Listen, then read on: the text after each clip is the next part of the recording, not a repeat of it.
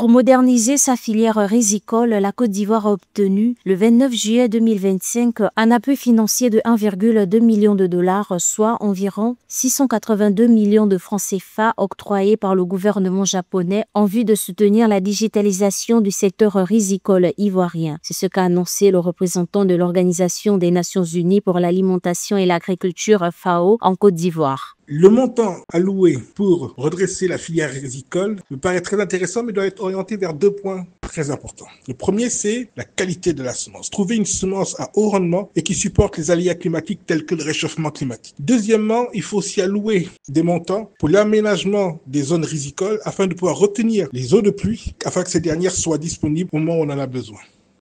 Le riz, largement apprécié en Côte d'Ivoire, sa consommation en moyenne par habitant s'élève à 84 kg par an, soit une augmentation de 20% au cours des 10 dernières années. Toutefois, la production locale continue de faire défaut. Estimée à 1,55 million de tonnes en 2024, elle est loin des besoins réels qui, selon l'USDA et la FAO, se situeraient entre 2,5 et 2,8 millions de tonnes.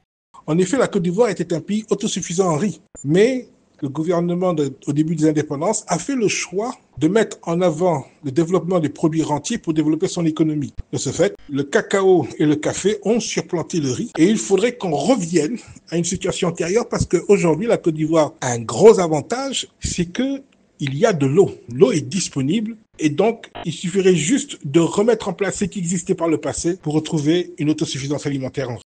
La Côte d'Ivoire reste le deuxième importateur de riz en Afrique de l'Ouest après le Nigeria avec 1,6 million de tonnes importées en 2023 pour plus de 722 millions de dollars, environ 433,2 milliards de francs CFA. Face à cette situation, le gouvernement vise une autosuffisance en riz en 2026 et mise sur des investissements ciblés pour augmenter la production de 55% d'ici là.